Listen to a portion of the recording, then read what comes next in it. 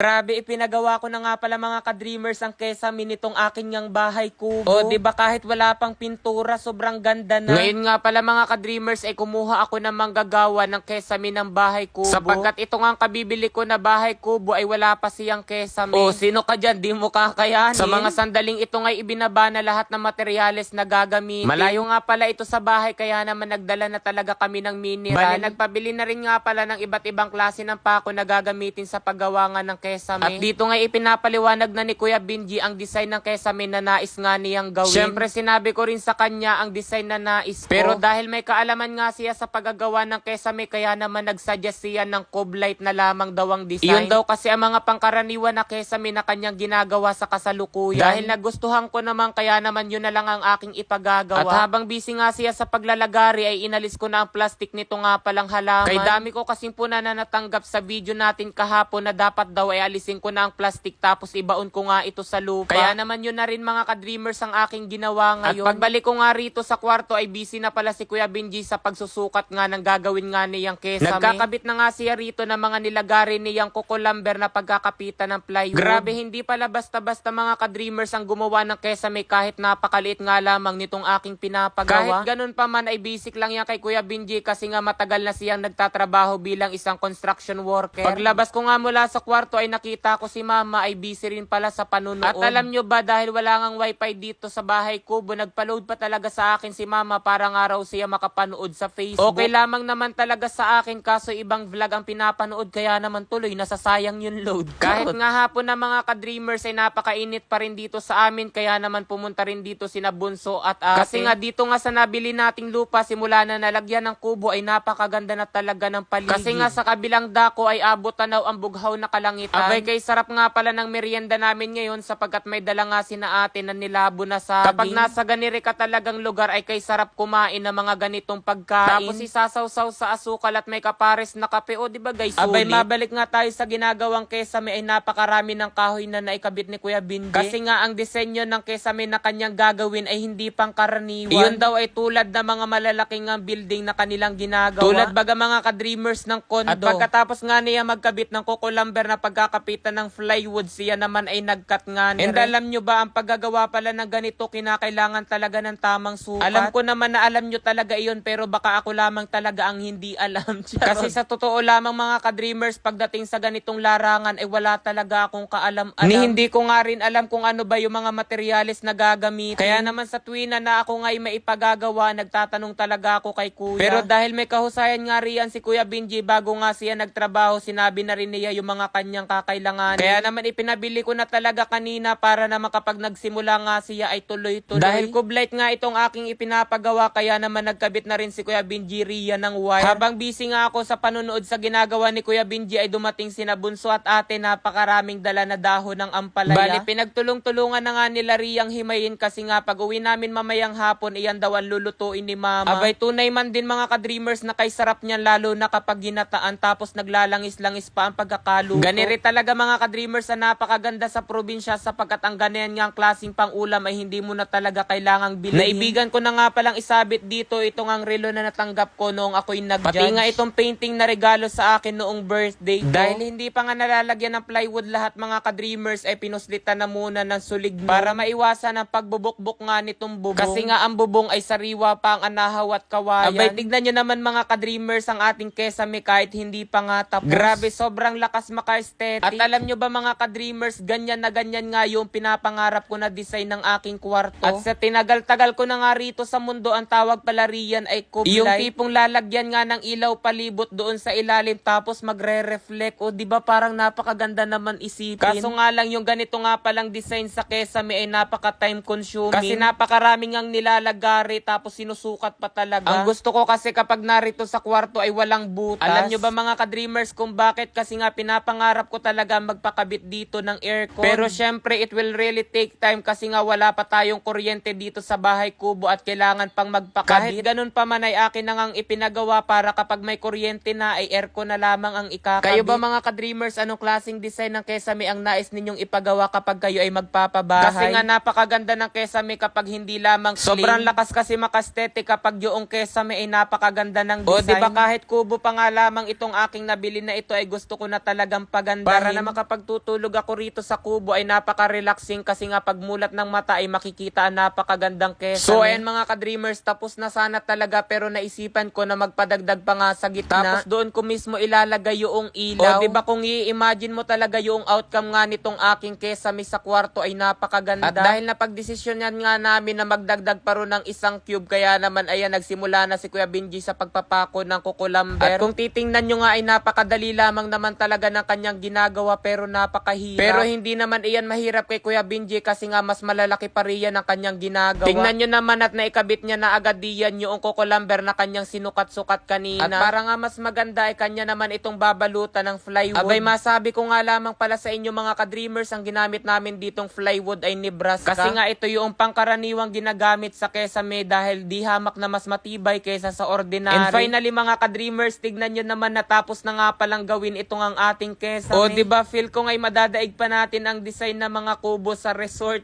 Pero it doesn't just end there mga ka-dreamers kasi nga pipinturahan pa natin iyan sa susunod. Oh! 49,500! I won! 83,100. Ngayon mga ka-dreamers, tuturuan ko kayo kung paano kumita ng napakalaki rito kay PH Pasay. Nasa comment section lang ang link para mag-register at mag-deposit. Huwag nyo kalimutan mag-screenshot sapagkat mamimigay ako ngayon sa GCash. So yan, maglaro ako ngayon dito kay Super Ace. Play! Ito yung pinakamaganda scatter agad sapagkat may 10 spins siya mga ka-dreamers. 400 na agad oh.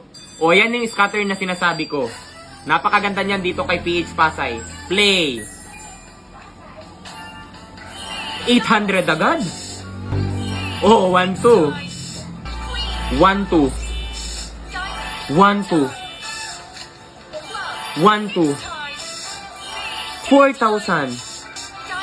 2, 4. 1, 2. 2, 4. Oh, 49,500. 5,000. 10,000. 1,000. Grabe! Tingnan niyo mga ka-dreamers. Look at this. I won 83,100. Ang akin lang tinaya 200 pesos. Oh, di ba napakadali lamang talaga kumita rito kay PH Pasay. Kaya kung nais nyo rin kumita mga ka-dreamers, nasa comment section lang ang link para mag-register at mag-deposit. Huwag kalimutan mag-screenshot at ilagay sa comment section sapagkat mamimigay ako sapagkat nanalo nga ako. Daming sapagkat pero dahil ako'y tuwang-tuwa, mag-register at mag-deposit na kayo. Yun lang.